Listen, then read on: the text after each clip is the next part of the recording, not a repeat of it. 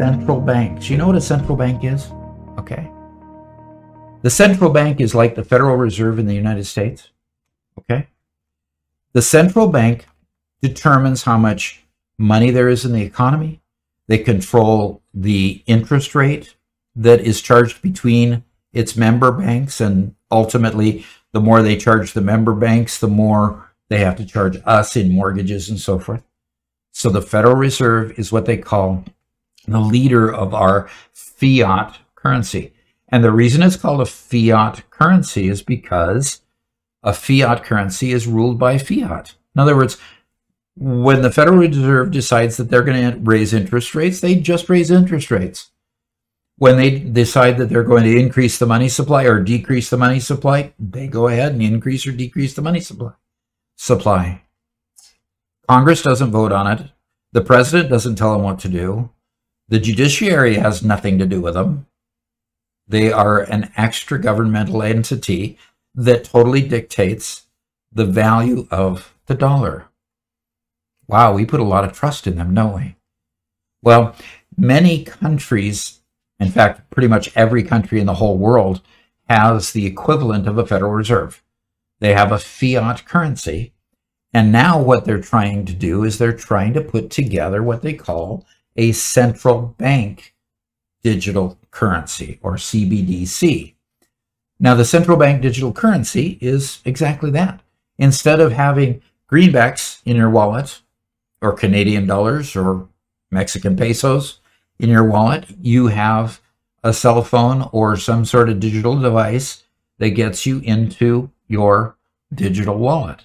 And you do transactions digitally with the digital equivalent of the country's currency. China is probably was the first major economy to begin distributing a digital currency. Jamaica has gone ahead and deployed a digital currency. Okay. Here it says that it's thinking about it, but I have another article here that says that they finally did make the move to a central bank digital currency. Many other countries are playing around with the idea. Ukraine has a digital currency. Now, there's several countries that have it in development. India is working on developing a digital currency. Now, oddly enough, India, in developing their digital rupee, has focused on making it difficult to exchange Bitcoin in their borders. They're somewhat anti-cryptocurrency, but they're pro getting a digital currency of their own rupee. That's an interesting focus. Now, the Eurozone, the European zone really has well adopted digital currencies anyway. They have, ATM machines that distribute Bitcoin and will put it from one wallet to another, or from a depository into your wallet. Okay, so it's not unusual to deal in Bitcoin in Europe or Israel and many places in the Middle East. So many places already have it. The Bahamas were the first country to actually deploy it, with China being the first major country. The sand dollar. Okay, that sounds appropriate for the Bahamas, doesn't it? Issued by the Central Bank of the Bahamas in October 2020, the first nationwide CBDC. So as a result, 20% of the population is estimated not to have a bank account. It's hoped that the sand dollar can help improve financial inclusion. Now, the world has been trying to solve this situation with the unbanked for many, many years. And unbanked is, just like I said in a previous video, is that the unbanked person they just live in a place where no bank wants to put a branch. And so therefore, they can't get banking services simply because they don't have the electronic means or the outlet of a bank premises to go do their banking at. Okay, Nigeria, I think I've mentioned already. Eastern Caribbean Currency Union, 7 countries, including Antigua and Barbuda. Okay, Dominica, Grenada, Montserrat, St. Kitts and Nevis, St. Lucia, and St. Vincent and the Grenadines have all done that. Now, that's challenging my ability to pronounce these words, of course. You understand that.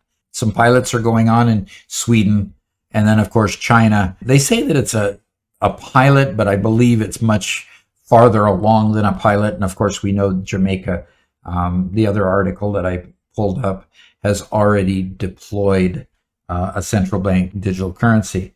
So this whole area of central bank digital currencies is another interesting area that a lot of countries are playing around with. So Danielle says the United States is too. I think I read trying to pass a bill for a type of cryptocurrency. Yes, there hasn't been anything concrete yet, but yes, there are senators and representatives that are currently working on bills to try to get that pushed through. My only challenge with the central bank digital currency is that if the central bank digital currency can control your wallets, that brings up a lot of questions on your privacy, on how much money you have in your wallet and how much money you have flowing through that wallet, the transactions that are going through your wallet. You know, there are cold wallets that you could pull the money out of your hot wallet, which is a wallet that's connected all the time to the blockchain network. The cold wallet is disconnected from the blockchain network, so it's kind of like a savings account, but you have the passwords to it, and it's usually on a small device or off your computer. You can print a code that allows you to get the money put back into a hot wallet situation. They're going to have to address the issue of privacy. I don't want them to be able to know how much money I have, know how much money I'm transacting at a whim. And then if they decide they don't like me for some reason, maybe I say something wrong on this YouTube channel, you never know, that they can all of a sudden just take the money away or freeze my assets or freeze my money. And that concerns me a little bit. It's bad enough having your money in a bank where they can freeze those assets too, because they know about my bank, I'm sure. There's know your customer banking laws that they can subpoena anytime they want to.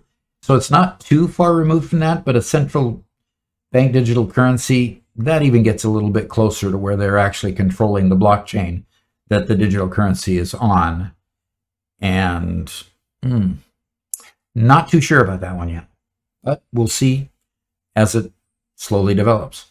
Okay, Danielle says, with the article I read, it said something about how they were trying to make the cryptocurrency private, like how cash is. They would be able to see they wouldn't be able to see the transactions.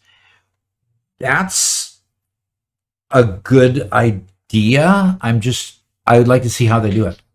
In other words, making cryptocurrency private is like having Bitcoin be private. We know how that works. When the Silk Road challenges came, then they wanted to find out where the Silk Road money was.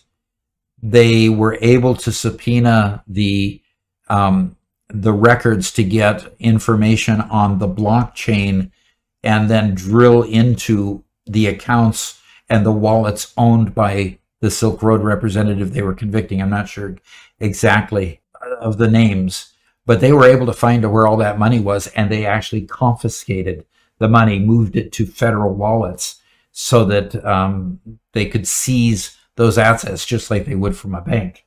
So, you know, trying to be private, that's good, but I'm sure they're going to make sure that the FBI or others have the means to seize assets or freeze assets when they want to. All right, another comment. One of the best parts about crypto is that they are finite, like Bitcoin. They can't inject more Bitcoin into the market to devalue it, but there's no way the Fed will give up on their one-sided ledger. And yeah, that's absolutely true, because if they want to mine it, a lot like some of these coins that don't have any backing, like some of the stable coins that just don't have any backing. You wonder, you know, how do they get minted or how do they get mined? Number one concern with cryptocurrencies, it's impossible to be 100% private. Yeah, That is absolutely true. It's impossible to be 100% private. Law enforcement will find a way. And if law enforcement is not your buddy or your pal today, they might find a way to make your life kind of challenging. And that's a concern to me with the central bank digital currency. So we'll see. We'll see how it transpires. You know, what'll end up happening is that eventually the younger generation will adopt it, where us older people who've had experience and seen a few things happen that make us uncomfortable with things going forward. The younger people will adopt it easily, where older people possibly wouldn't. And it's not just because we don't know the technology. It's more because we've seen you behave badly before, and don't trust that you'll behave better today. So nothing will ever be like cash. Well, that's true, but my debit card works pretty good too. So I kind of am conflicted with this idea of cryptocurrencies versus central bank digital currencies versus the fact that I carry this piece of plastic and I never see a dollar in my pocket at all. Anyway, so I hope you've enjoyed these 4 topics today. Kind of went off the path a little bit to give you a little bit more flavor for what blockchain is doing in the world. And so I hope that that's really been of benefit to everyone.